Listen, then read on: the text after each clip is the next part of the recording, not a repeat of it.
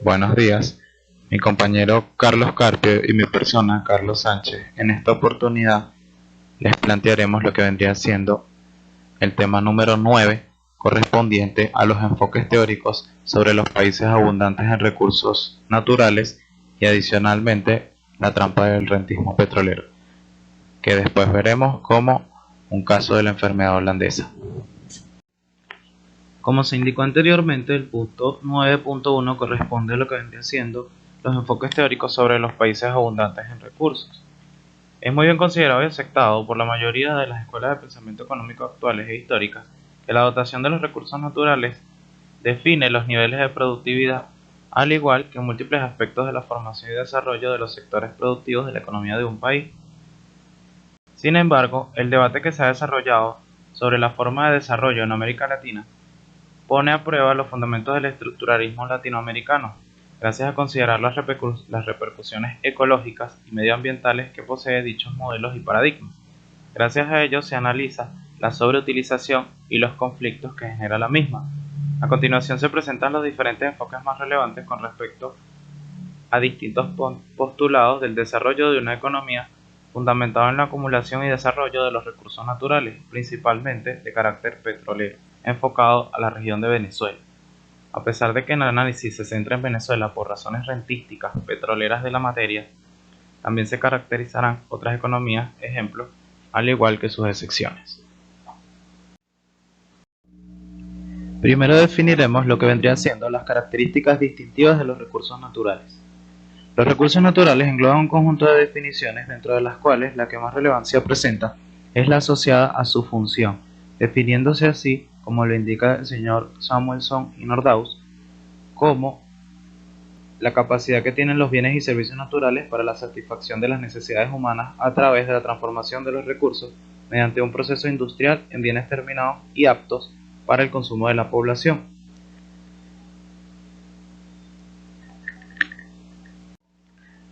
En pocas palabras y resumiendo todo lo dicho anteriormente, los recursos naturales son considerados como materias primas de diferentes procesos productivos, dentro de los cuales existen diferentes fases donde se extraen los distintos tipos de bienes y servicios que utiliza la sociedad en el día a día. Dentro de estos recursos naturales existen dos categorías que el economista Samuelson Nordhaus clasifica como lo que vendrían siendo los recursos apropiables, considerándolos como aquellos que presentan una proporción finita de su dotación, y además aquellos bienes con los que puede tomarse todo su valor económico. Es decir, puede ofrecerse por una cierta cantidad de unidades monetarias asociada a una porción de medida de dicha mercancía o bien. En este caso se habla de bienes que no generan externalidades negativas a menos que se estén considerando la sobreexplotación del recurso. Adicionalmente, también clasifica los recursos como inapropiables. Los describe como aquellas cuya explotación generan externalidades negativas para la naturaleza y la sociedad, ya que el desarrollo de los mismos ocasiona respuestas negativas y distorsiones en el mercado. El principal ejemplo que narra el autor son los bancos de atunes en alta mar. Él establece que al existir la sobreexplotación del recurso, no solo se tendría la sobreoferta del mismo generando un desequilibrio desde el punto de vista de la oferta, sino en un futuro probablemente el recurso también se agotaría por la falta de renovación del mismo, gracias a la sobrepesca, lo que conllevaría a dicho mercado a una situación de escasez excesiva, por no decir agotamiento completo del recurso. Samuelson enfatiza también que los recursos renovables son aquellos que, administrados de manera eficiente y equilibrada, pueden generarse una cierta cantidad determinada que permite su reutilización por toda la vida, mientras los recursos no renovables, bien administrados, permiten obtener un bien o servicio en cantidades finitas durante una determinada cantidad de tiempo, la cual estará determinada por las dotaciones de recursos y los futuros descubrimientos de sus yacimientos. El autor también plantea los recursos inapropiables como aquellos que no pueden ser privatizados por una entidad e institución, ya sea privada o pública. Dentro de ellos se encuentran los elementos vitales no apropiables ni intercambiables en el mercado, tales como pudieran bien ser el aire, la energía solar y el agua, hasta cierto punto a considerar, por supuesto. Una de las causas fundamentales de la definición de bienes inapropiables hace referencia a la falta o ausencia de lo que vendrían siendo los derechos de propiedad. La economía ambiental, que se encuentra fuertemente relacionada con la economía neoclásica, no considera el efecto de las externalidades negativas sobre el costo de la explotación de un recurso. Exclusivamente se fundamenta en la asignación del precio para considerar la óptima distribución de los recursos. Y en última instancia, el autor también plantea la evolución que han tenido los precios del petróleo durante los últimos años. A partir del año 1973, tras la guerra y posteriormente al embargo petrolero en el Medio Oriente, se preveía una escasez generalizada en el recurso energético, generando de esta forma expectativas alarmantes de demanda, incrementando en el corto plazo el precio del mismo. Sin embargo, al transcurrir de los años y con las mejoras y avances tecnológicos, se demostró que los precios del petróleo fueron decayendo progresivamente en términos constantes, lo que redujo su participación del PIB. Más que todo, esta definición está asociada a los países desarrollados e industrializados, porque al analizar el fenómeno de la participación de los recursos económicos que se desempeñan del hidrocarburo sobre el Producto Interno Bruto de los países subdesarrollados, se pudo evidenciar que el efecto era contrario al de los países desarrollados, incrementándose los niveles de dependencia del recurso de la actividad petrolera, en este caso, por efecto de la apropiación de la moneda y a su vez el incremento de la actividad comercial externa, generando ciertas dependencias sobre los artículos extranjeros. Esto fue denominado enfermedad holandesa, que pronto la discutiremos más adelante. Como segundo punto, se establecerán lo que vendrían siendo algunos enfoques seleccionados con respecto a las características de la dotación de los recursos naturales en países abundantes. Siempre que establecemos lo que vendría siendo el crecimiento económico, debemos establecer una distinción fundamental entre lo que vendría siendo el crecimiento económico exógeno y el crecimiento económico endógeno, ya que no necesariamente al existir crecimiento económico esto genera una tendencia a incrementar los niveles de bienestar social de una determinada población. De hecho, existen diferentes posturas que establecen que el hecho de poseer altos niveles de recursos naturales incide de manera negativa en el crecimiento a largo plazo de un país. Aún no existe una teoría económica suficientemente sustentable que demuestre la causa de este fenómeno. Sin embargo, bien es sabido que al ausentarse ciertas características institucionales en lo que vendría siendo los derechos de propiedad y autonomía de las instituciones, el hecho de poseer cierta cantidad significativa de recursos naturales condena a una economía a ser altamente dependiente de su mercado externo, generando un desequilibrio en la producción nacional y a su vez propiciando ciclos económicos mucho más agudos y volátiles que los que su economía debería experimentar. En el caso de Venezuela, Slider y Silva en el año 2000 describen el crecimiento de la economía de la siguiente forma. Ellos explican que la tasa de crecimiento promedio de la producción per cápita en Venezuela representa lo que vendría siendo el 0.5% entre los años 1950 y 1995, con lo cual el PIB per cápita de la economía se incrementa en un 25% durante ese lapso. Si la tasa de crecimiento promedio hubiese sido apenas de un punto porcentual mayor, el Producto Interno Bruto por habitante de 1995 casi se hubiese duplicado al de 1950, de modo que el número de bienes y servicios disponibles por habitante sería de 75% más y no de 25%. En el caso de Venezuela, este poco nivel de crecimiento de la economía entre los años 1950 y 1995 se debe precisamente a la especialización y dependencia rentística del mercado petrolero, el cual Angus Maddison describe a través de sus fases de desarrollo del sistema capitalista mundial, a través de los siguientes enunciados y cuestionamientos. ¿Cuál era la prioridad de la política económica de los gobiernos? ¿Cómo funciona el sistema monetario? ¿Cómo se está configurando el mercado de trabajo? ¿Cuál es el grado de apertura al comercio internacional de las economías nacionales? Y si existía además la libertad de movilidad de los factores. Como se puede observar, la fase comienza en 1973 y tiene 5 rasgos que siguen vigentes en 2012. Los gobiernos dan prioridad a la estabilidad de precios y no al empleo.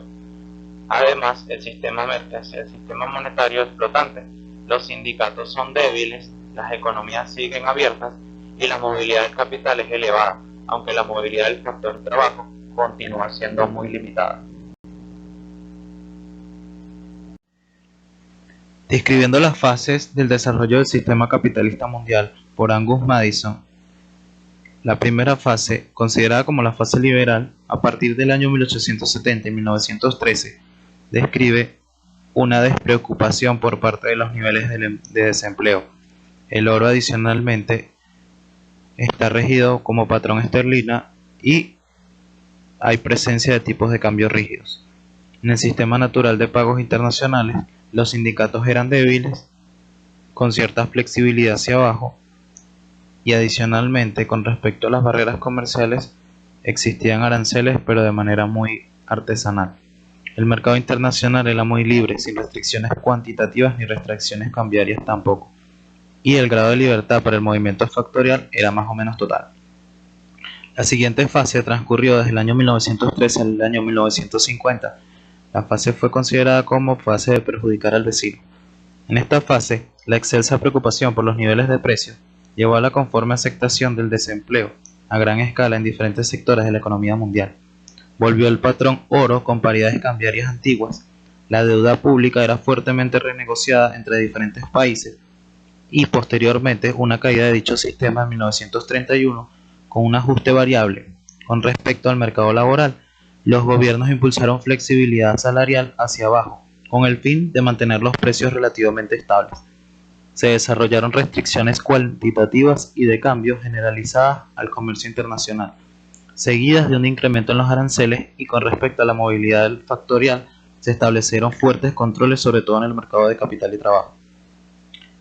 La tercera etapa es considerada como la etapa de oro. A partir del año 1950 inicia y termina en el año 1973. En esta fase se priorizan los niveles de pleno empleo, se establecen tipos de cambio fijos, más o menos rígidos, y se incrementan los niveles crediticios para los gobiernos y sectores internacionales. En este momento se consolidan fuertes sindicatos, por lo que la flexibilidad negativa de los salarios desaparece. Además, se comienza a desarrollar alianzas comerciales interaduaneras mediante tratados internacionales, lo que libera un poco las restricciones comerciales y se comienza a liberar un poco además los controles tanto en el mercado de capital como en el mercado de trabajo.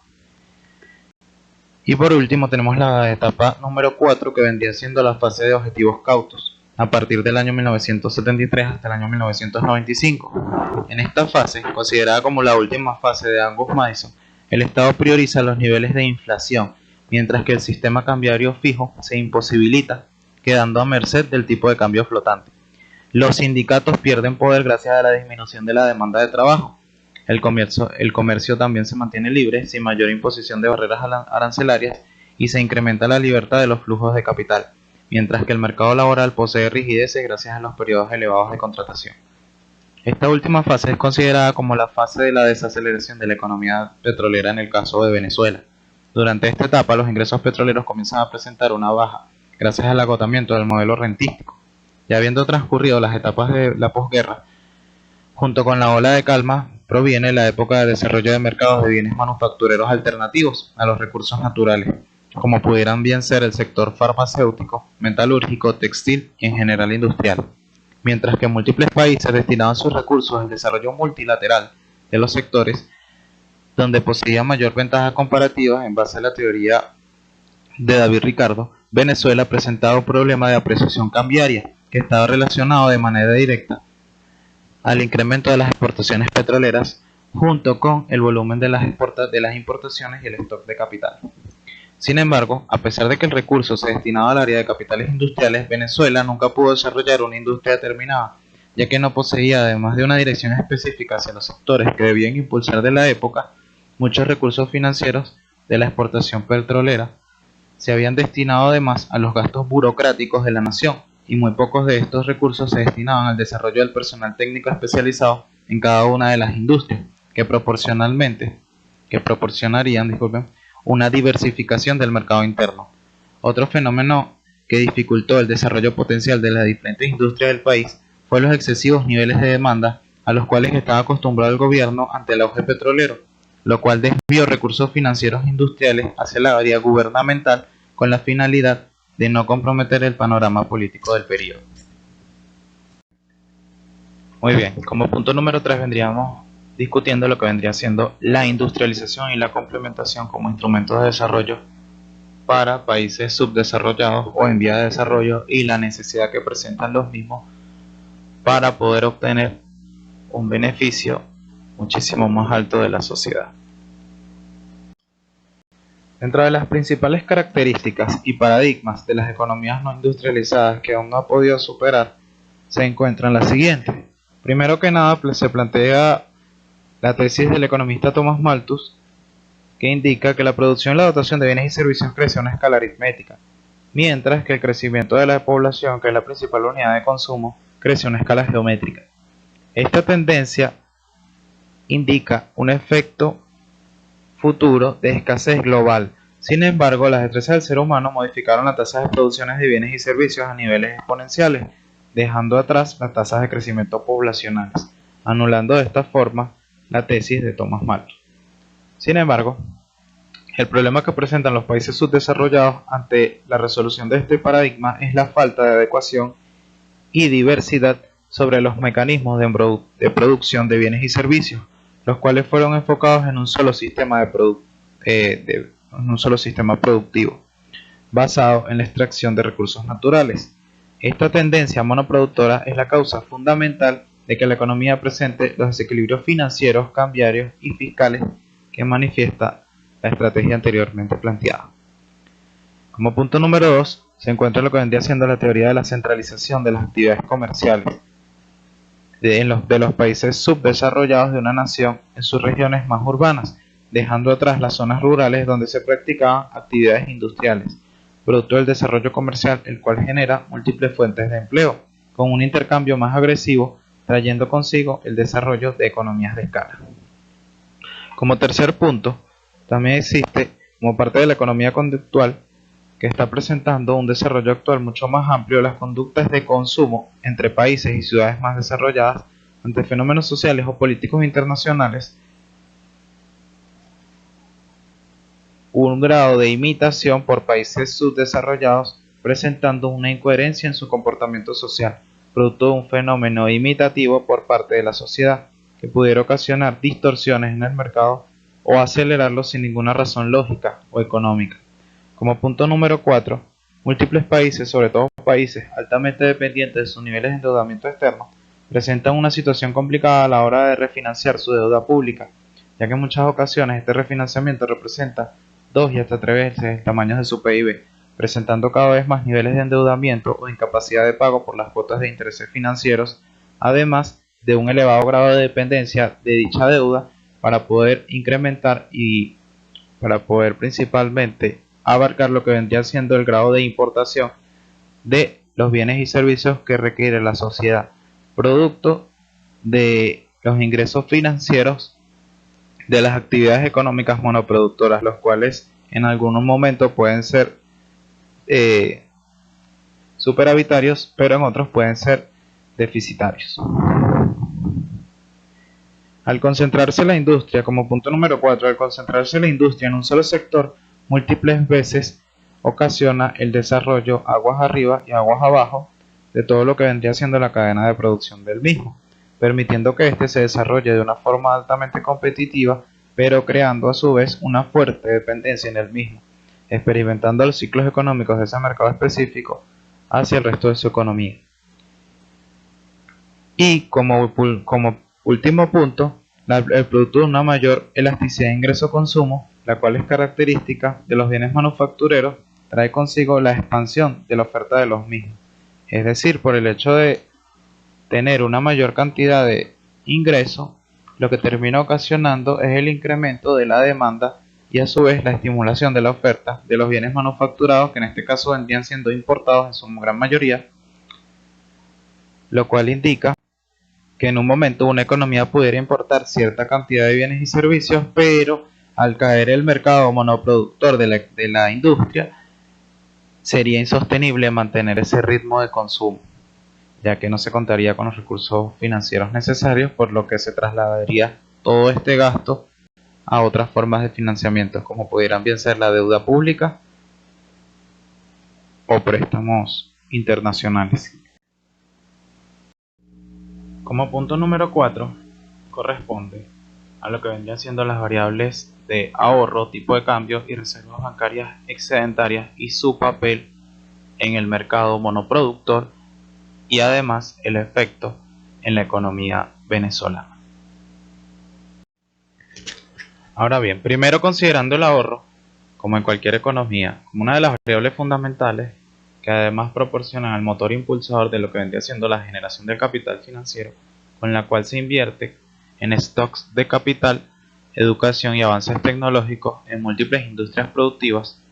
Además, como el principal ahorrador es el gobierno o el sector público, y más aún si llevamos este concepto a la economía rentista de Venezuela, en la cual la mayor participación del ahorro gubernamental estaba representado por el ahorro de los recursos financieros provenientes de las exportaciones de crudo, el cual siempre ha sido considerado como uno de los commodities más inestables, gracias a sus constantes fluctuaciones de valor. Otra forma de incrementar el nivel de ahorro del sector público sin tomar en consideración la elevación de los niveles de precio del petróleo es mediante la elevación de las tasas impositivas de recaudación de los impuestos gubernamentales. Sin embargo, este tipo de políticas presentan ciertos impactos en la economía interna del país, pudiendo ocasionar disminuciones en los niveles de demanda agregada de la nación. Por ello, a la hora de elevar los niveles de ingresos gubernamentales para satisfacer un presupuesto predefinido, primero debemos evaluar el impacto que genera esta elevación de las tasas impositivas en la economía, ya que esto, bien pudiendo ser una solución, pudiera posteriormente transformarse en una recesión premeditada por dicha política. Además, cabe destacar que en teorías mayores, los niveles de ahorro interno se traducen en incrementos de bienestar social en el largo plazo, asumiendo por supuesto que no exista desviaciones de los ahorros, corrupción administrativa y adicionalmente que los mismos sean orientados de manera óptima en sentido de Pareto. En relación a este diagnóstico podemos establecer una frase que corresponde al economista Eduardo Corcea, el cual enuncia de la siguiente manera. Consiste en que, para que una economía esté bien administrada, la productividad marginal del capital tiene que ser igual a la suma de la depreciación del capital, la tasa de crecimiento de la población y la tasa de avance del conocimiento. Esto lo que describe es que los niveles de incremento de productividades marginales del capital deben estar compuestos de factores de crecimiento poblacional, incremento en preparación técnica del capital humano y a su vez restarse la depreciación del capital, ya que siendo de otra forma pudiera verse una mejora transitoria de tipo exógena y no endógena, propiciando así una etapa de auge correspondiente a un ciclo económico que posteriormente castigaría a la población con ratios negativos en sus niveles de bienestar social, adquiridos por un fenómeno temporal como pudieran ser las disminuciones en costos energéticos, incrementos en los niveles de producción de un sector monoexportador o algún otro fenómeno transitorio. A continuación tenemos la presente gráfica que pueden observar, el cual describe el caso de la economía venezolana y su ahorro externo. Adicionalmente también se puede observar el crecimiento del Producto Interno Bruto, las rentas del petróleo y las exportaciones de bienes y servicios en general. Como puede observarse, las variaciones de la tasa de crecimiento del PIB, que en su mayoría también se describen por caídas en los niveles de rentas petroleras percibidas por el país, lo que ratifica la fuerte dependencia que poseía la economía venezolana hasta el periodo 2014, ya que este es el último año en el cual fueron publicadas las cifras del Banco Central de Venezuela. Posteriormente a este año existen varios estudios que arrojan relativa modificación en la participación de las rentas petroleras sobre el PIB. Sin embargo, hasta el periodo 2014 se evidencia que representaba cerca del 65% de participación de las exportaciones venezolanas, lo que representa las rentas petroleras con respecto a la participación de las exportaciones totales. Esto evidencia la fuerte dependencia que posee la economía venezolana con respecto a su actividad petrolera. Esta cifra ciertamente se ha ido suavizando, sin embargo la razón no ha sido por una diversidad de las industrias manufactureras o por algún otro sector que esté constituyendo al petróleo, sino por la falta de productividad en dicho sector, ocasionando disminuciones en sus niveles de producción hasta el punto de producir aproximadamente entre 755.000 barriles y 800.000 barriles por día, según reportes de las autoridades venezolanas de la OPEP. A partir del año 1994, durante el segundo periodo del gobierno del presidente Caldera, se establece una estrategia dicotómica con respecto a la política cambiaria. Por un lado teníamos la devaluación del tipo de cambio, que ocasionaría dos efectos contrarios. El primero traería consigo la disminución de los costos internos de la producción, con la finalidad de incrementar la competitividad de las empresas nacionales para promover el mercado exportador de bienes manufactureros nacionales. En este caso, como el mercado manufacturero estaba pocamente desarrollado, no era tan viable aplicar este tipo de medidas. Y como segundo punto, generaría una disminución del poder adquisitivo del asalariado. Gracias a las rigideces de los salarios, la devaluación de la moneda incrementaría los costos de los bienes y servicios, producto del incremento en las materias primas importadas. La otra alternativa que poseía era la de promulgar una política bajo un tipo de cambio fijo, lo que determinaría un grado de estabilidad con respecto a los compromisos de deudas internacionales y ayudaría un poco a estabilizar los costos de la importación con respecto a la moneda local. Sin embargo, esto pudiera ser a costa de las reservas de las divisas del Banco Central de Venezuela. Posteriormente a esto, en el gobierno de Hugo Rafael Chávez, el cual estableció un control cambiario fijo, solo que esta vez, en lugar de llegar a un consenso como era acostumbrado entre los productores, importadores y comercializadores, lo decidió de manera arbitraria y unilateral, lo que generó múltiples efectos negativos, ya que vino acompañado de regulaciones de precios, controles de acceso a las divisas bajo diferentes tasas de cambio dependiendo del rubro a comercializar, lo que distorsionó fuertemente el mercado, creando múltiples oferentes a tasas cambiarias subsidiarias, lo que desequilibró completamente la producción de bienes nacionales y acabó con la industria exportadora, generando escasez generalizada de los productos durante el año 2013 y 2014 hasta niveles críticos en que para lograr adquirir los productos de la cesta básica la población debía realizar múltiples colas por los productos, en vista de la disminución de las divisas percibidas por el modelo rentístico petrolero. Gracias a la ley establecida durante el año 1992, el Banco Central de Venezuela debía realizar operaciones cambiarias contra las divisas percibidas de las regalías por parte de la renta petrolera de PDVSA, al tipo de cambio vigente de la época, lo cual incrementaba la oferta monetaria de bolívares disponibles para el gasto gubernamental, pero en contrapartida se podía obtener las divisas generadas del producto petrolero exportado, categorizado también como lo que vendrían siendo los ingresos ordinarios externos. A partir del año 2005, la Asamblea Nacional promueve una ley la cual prohíbe al ente emisor de la moneda local, es decir, al Banco Central de Venezuela, emitir cualquier tipo de crédito al Ejecutivo Nacional o, en este caso, a Petróleos de Venezuela. Sin embargo, esto solamente fue un telón de trasfondo, ya que la verdadera práctica de incremento sobre los presupuestos públicos, los cuales a veces eran hasta 4 que se generaban, ya que siempre presentaban inclusiones de partidas poco específicas y sin mayor nivel de rigurosidad en los fondos en que se gastaban cada uno. Anualmente, el Banco Central de Venezuela tenía la obligación de calcular la cantidad de reservas bancarias necesarias para mantener unos niveles que el BCB considerara óptimos, y lo restante debía ser transferido a lo que se conoció como el Fondo de Desarrollo Nacional Macroeconómico, el FONDEN, comenzando con una transferencia en el mismo año 2005 de 6.000 millones de dólares, los cuales ya se encontraban vendidos por parte de PDVSA al BCB, lo que significa que se estaban registrando una doble transacción de bolívares contra los mismos 6.000 millones de dólares percibidos de los ingresos petroleros. Lo que estaba era generándose una enorme cantidad de amplitud de lo que vendría siendo la masa monetaria equivalente a la misma cantidad de valor de dólares de dicha cifra, depreciando la moneda de manera estruendosa y por supuesto generando altísimos niveles de inflación para la nación. Si adicionamos los niveles de gasto excesivos del gobierno venezolano para cubrir los subsidios de la población, se podría decir que era una situación completamente insostenible para cualquier economía.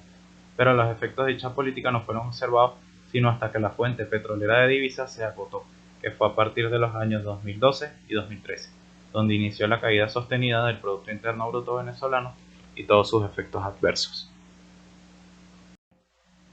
Bien, como último punto, describiremos lo que vendría siendo el síndrome de la economía venezolana, a su vez, la buena salud de Noruega para poder sobrellevar la enfermedad holandesa y las teorías institucionales correctas para solventar dicha situación generada por el amplio nivel de liquidez en divisas percibidas del mercado exportador venezolano.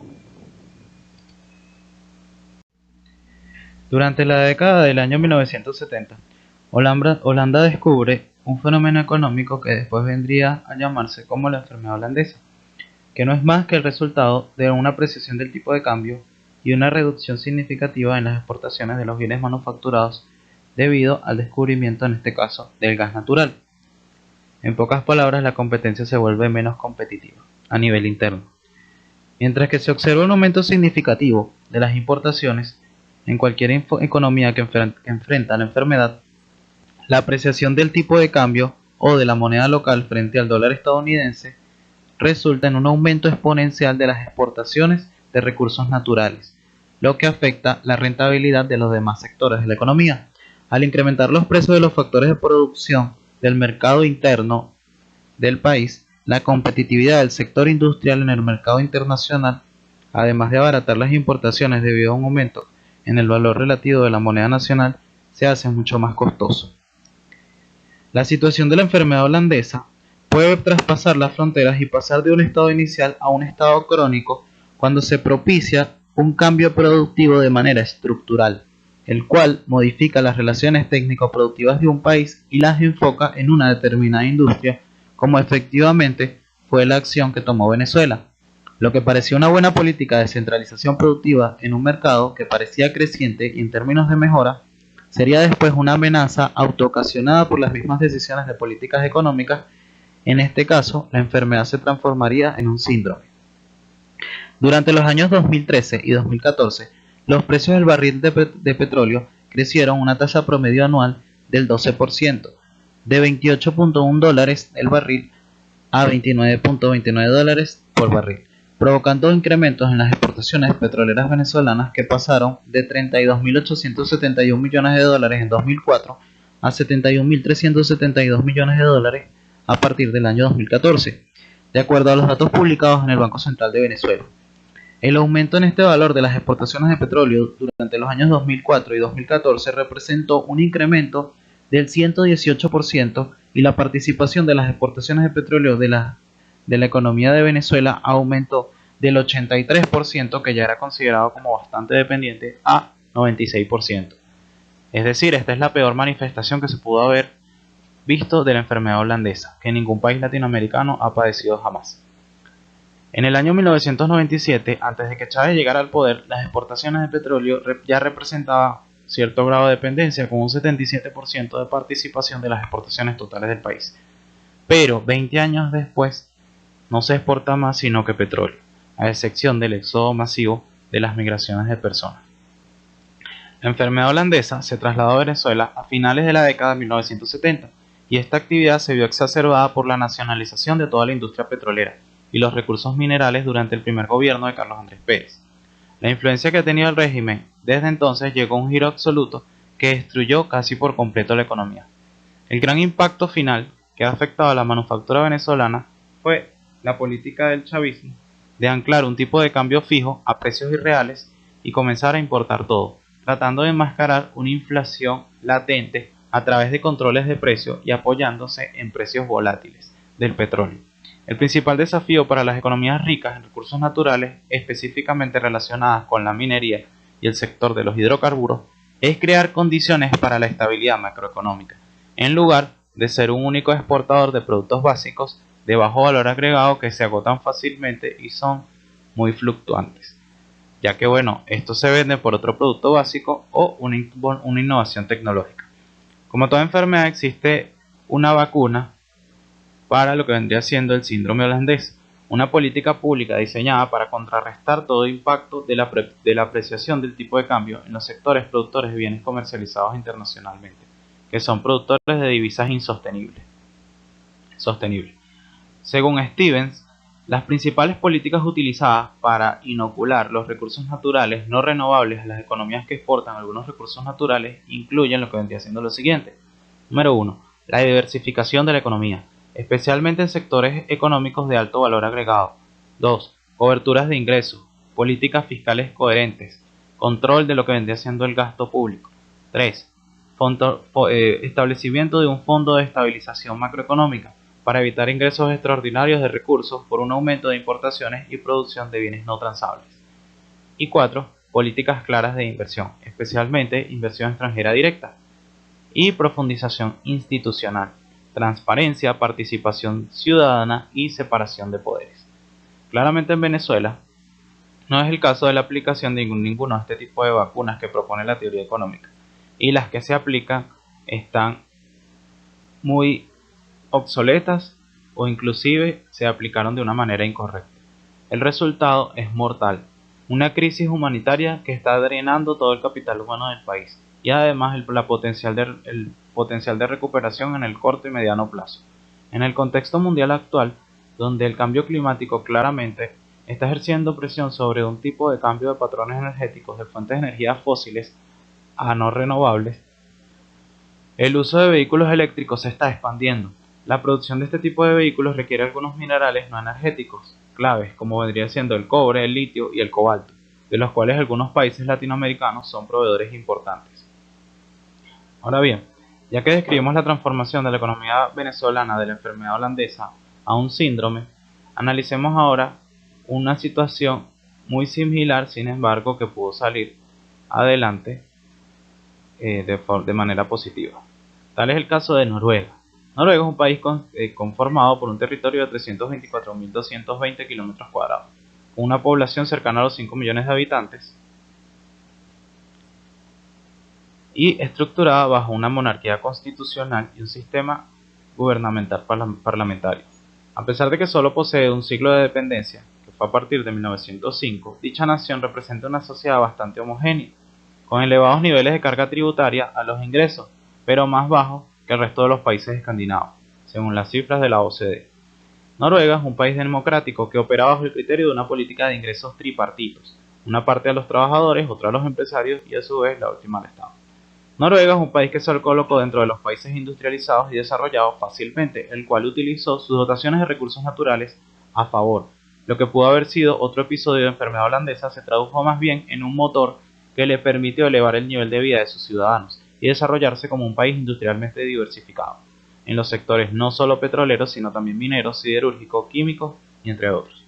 Nuestro análisis se centra en qué políticas realizó dicho gobierno para poder tomar la ola de los recursos naturales y no ser una víctima más de sus ingresos fluctuantes y desestabilizadores. La respuesta radica en un capitalismo de Estado, muy similar al aplicado por China. Noruega se caracteriza por tener una industria petrolera mixta, donde la mayoría de las acciones están en posesión del Estado. Además de que dicha nación no profundizó la industrialización en ese rubro, se colocó un tope de producción de petróleo por año, con el fin de evitar una dependencia de los ingresos petroleros abundantes en los momentos de elevados precios del recurso en cuestión. Además, la nación creó un fondo de pensiones globales, lugar al cual se destinarían todos los ingresos percibidos de la renta petrolera, dividendos accionarios de las empresas gubernamentales. A diferencia de la mayoría de los países que inyectaron directamente todos los recursos monetarios en su economía, Noruega fue un poco más inteligente y utilizó el 40% de dichos ingresos como fondos de inversión en el mercado de valores de manera controlada, exactamente como lo haría un fondo de pensiones. A cada ciudadano noruego le correspondía una participación de $192.000 en el fondo, a pesar de que buena parte del mismo corresponde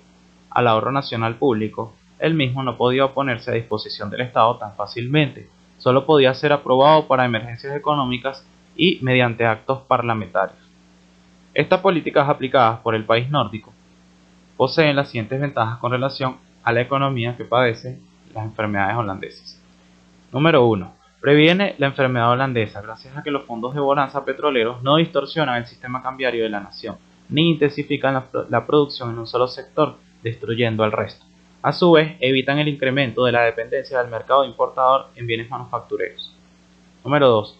Crean una conciencia en el ciudadano común de que parte del recurso petrolero es de su propiedad, vigilado por el Estado, claro, pero posee una participación en las ganancias de dicho recurso. No utiliza el sistema de subsidios clientelistas, sino dicha participación llega al ciudadano directamente en forma de dividendos. Y número 3, genera una estabilidad financiera para casos de emergencia en cuestión, permitiéndole tomar medidas por sí mismo sin depender de algún organismo multilateral para establecer políticas de estabilización macroeconómica, incrementando así su grado de soberanía nacional sobre las decisiones de políticas públicas destinadas hacia el país. A continuación viene mi compañero Carlos Carpio a hablarle con respecto a lo que vendría siendo la trampa del rentismo petrolero. La trampa del rentismo petrolero. Esto coincide mayormente con las naciones que han sufrido un síndrome y un comportamiento rentista, el cual inhibe el desarrollo de una economía capaz de generar riquezas y de distribuirla de manera equitativa y eficiente. Esto se relaciona mayormente con un Estado paternalista, el cual es considerado como el principal responsable del crecimiento económico como de la distribución, el cual debería ser un facilitador y regulador de las inversiones. Roberto Lacerna define el rentismo de la siguiente manera: las actitudes y comportamientos destinados a obtener réditos particulares, ventajas, beneficios o ingresos a partir de recursos comunes ya existentes y mediante el ejercicio del poder político o la adquisición de influencias en el sistema de decisión. Una forma de interpretar esto es cuando la riqueza se presenta de una forma común, como se presenta en Venezuela, con el caso del petróleo, y los mecanismos no están claramente definidos para tener un rédito de dicho materia prima o recurso natural, y la única posibilidad de acceder a ella es a través de las relaciones del poder, y termina esto convirtiéndose en un acto político, el cual involucra al Estado y el cual este termina adquiriendo hábitos y identificándose como con componentes del rentismo como tal.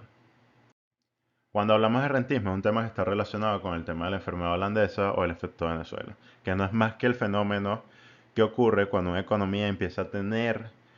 un influjo enorme de divisas por la exportación de un recurso natural o de una materia prima, el cual esta genera una apreciación de la moneda local que abarata las divisas y también abarata las importaciones de bienes y servicios,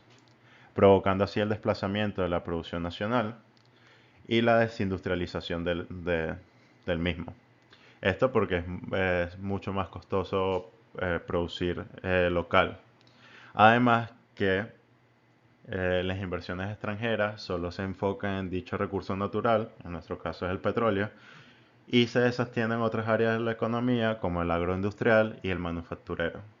Por eso se dice que el peor enemigo de la producción local es una divisa barata. Para Venezuela se afianza este tema de la enfermedad holandesa en los años 70 por el tema de la bonanza, y esta se acrecenta con una tendencia a los gobiernos nacionales a controlar la inflación, la cual es causada por el desbalance en las cuentas nacionales y por el financiamiento monetario de los déficits fiscales del sector público, consolidando así la administración central, institutos autónomos y empresas del Estado no financieras mediante el anclaje cambiario. Lo que tenemos que tomar en cuenta con este tema es el tema de la apreciación de la moneda local, el cual causa una serie de problemas para la economía. Por eso es que en los periodos de disminución se perpetúa la sobrevaluación del bolívar, y el temor del impacto inflacionario y de las medidas necesarias para corregir los desequilibrios macroeconómicos es cuando se entra en el peor de los mundos: la estanflación, es decir, alta inflación con recesión, y las actividades de bienes transables se contraen aún más, agravando el tema de la enfermedad holandesa. Antecedentes del rentismo petrolero.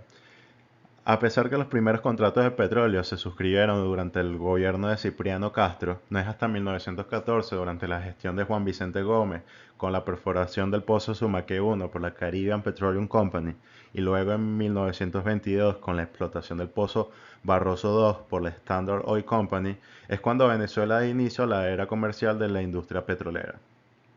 A partir de entonces, y gracias a la renta generada por esta industria, el país dejaría de ser una economía fundamentalmente agraria para convertirse progresivamente en un petroestado, es decir, en una nación cuyo gobierno se erige en el principal receptor y dispensador de la renta obtenida con la exportación del hidrocarburo. Esto trae consigo también importantes aspectos a la cultura política, como la orientación paternalista, clientelar e incluso mesiánica de amplios sectores de la sociedad.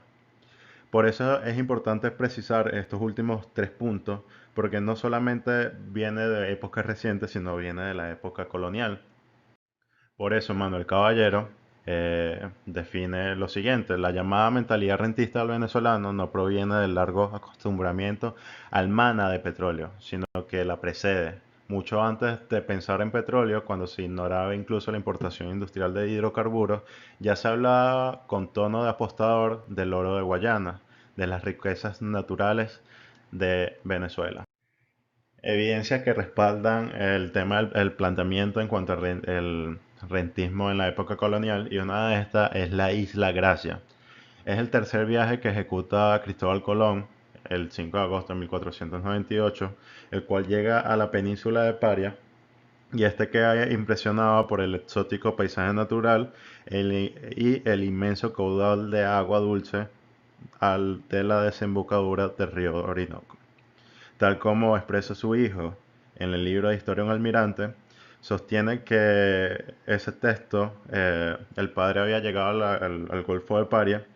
y este encontró indicios de oro y perlas, y describe así a la gente del lugar como gente de buen trato.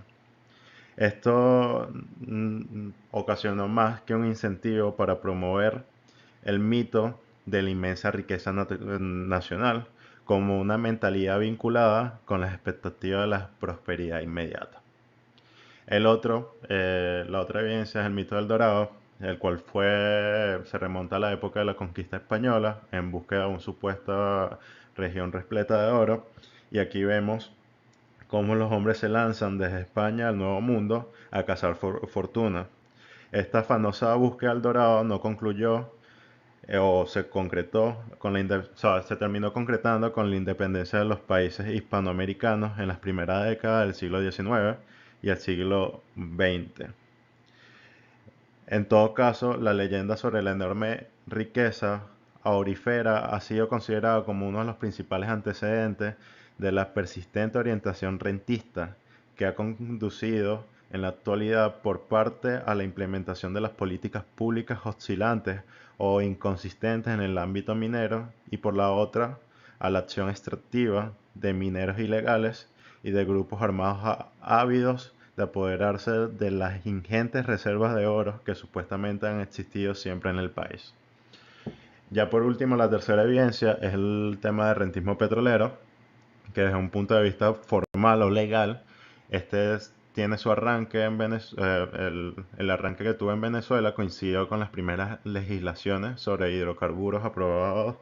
en 1918 y en 1935, el cual se establecieron normas referentes al otorgamiento de concesiones a la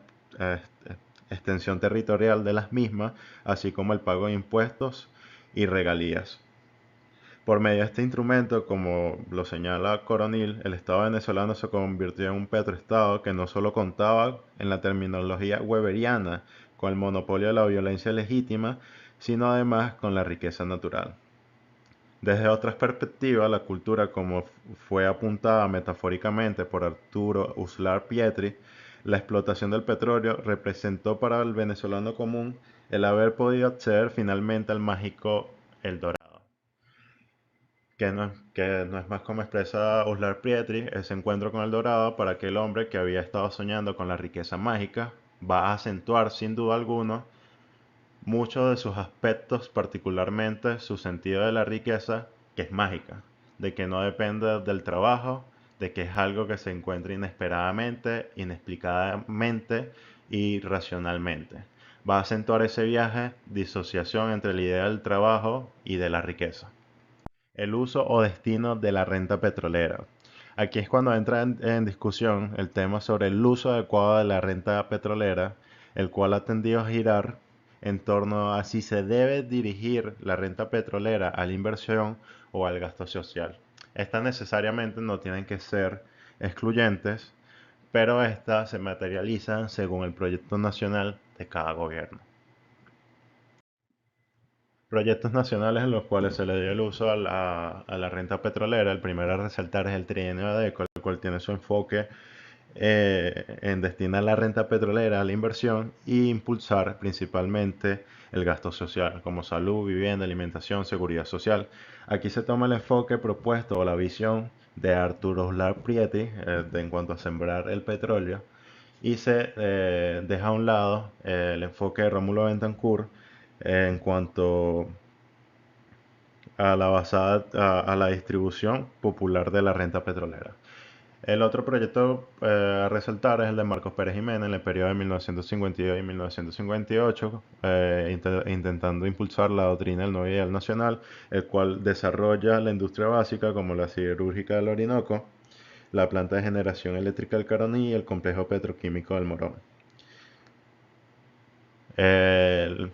el tercer punto, la evolución del rentismo entre 1958 y 1998, tiene su enfoque principalmente en el gasto social como elemento estabilizador de la democracia, debido a que ésta se veía amenazada por la insurgencia de guerrilla, golpes de Estado liderados por militares, que posteriormente se termina convirtiendo en una partidocracia debido a la prohibición del pluralismo y el clientelismo como principales características. Posteriormente tenemos eventos como el Viernes Negro de 1983 y el Caracazo de 1989, el cuales están vinculados con la crisis y las medidas económicas en ese momento, la cual afectaban las aspiraciones de la población y la adopción de las políticas de control cambiario ante la crisis fiscal que el país tenía en ese momento. Aquí es cuando desaparece la confianza que había existido en el signo monetario. El segundo, que fue el Caracazo, esta fue consecuencia de un aumento de la gasolina y de las tarifas de transportes colectivos como parte del programa de ajuste anunciado por el reelecto presidente Carlos Andrés Pérez. Estos fueron los factores detonantes de las protestas, saqueos protagonizados por los distintos sectores de la población y la cual venía padeciendo de desabastecimiento e inflación y bueno, y la frustración de las medidas económicas tomadas en ese tiempo. Además, que Carlos Andrés Pérez en su primer mandato se le había dado la etiqueta de la Gran Venezuela o la Venezuela Saudita. Otra de las cosas que podremos mencionar como forma histórica es el tema del paquetazo, el cual agravó las condiciones de vida de la población y esta se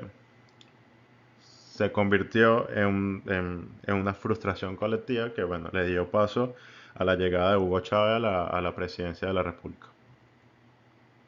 La renta petrolera y la nación fingida es un tema que resalta a Arturo Uslar Pietri en cuanto al efecto de distorsión que tiene la industria petrolera, debido a que es difícil imaginarse el tamaño o el dinamismo de la economía no petrolera venezolana sin el estímulo de la demanda agregada o la capacidad de importación que genera el gasto público financiado con los recursos petroleros y la tasa de cambio que genera la entrada de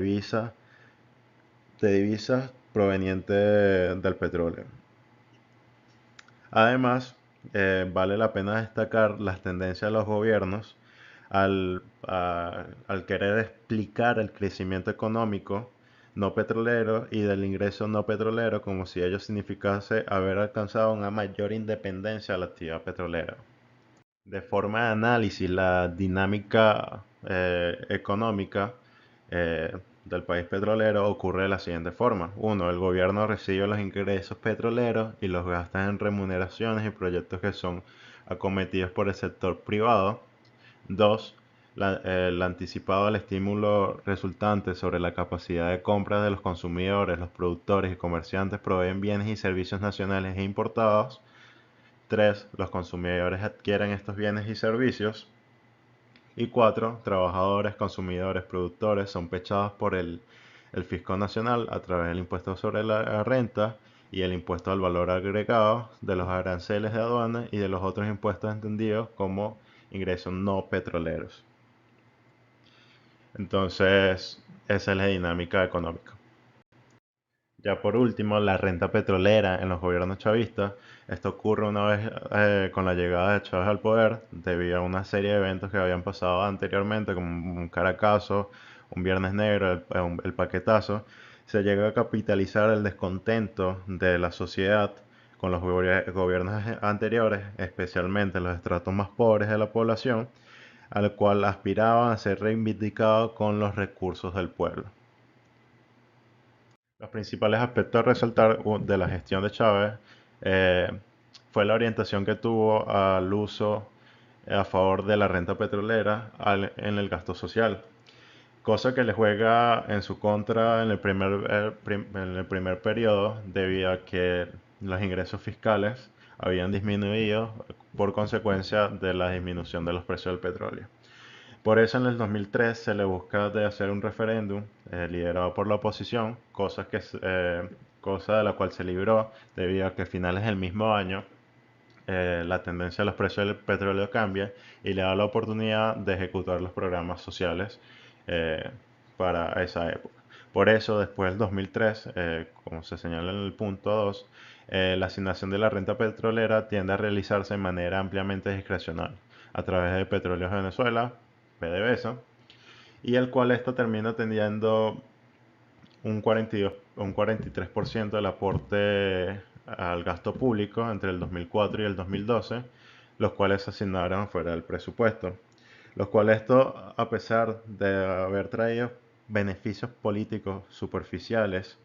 y transitorios para el gobierno, trajo consigo un marcado deterioro institucional en aspectos como la rendición de cuentas, el funcionamiento del Estado de Derecho, la efectividad gubernamental y la lucha contra la corrupción. Ahora, con la llegada de Nicolás Maduro a la presidencia en el 2013, vemos que el entorno es difícil para su administración debido a la disminución de los ingresos fiscales que se habían provocado producto a la baja de los precios del petróleo. Aquí vemos la derrota del oficialismo en el 2015 debido al del creciente descontento popular manifestado por la población en protestas callejeras y detectadas por las encuestas de opinión pública. Por eso, el enfoque que busca dar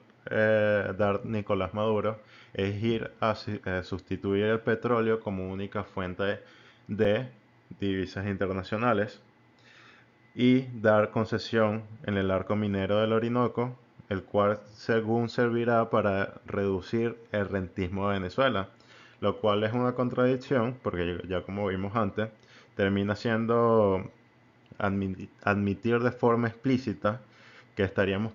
transitando de un rentismo petrolero a un rentismo minero.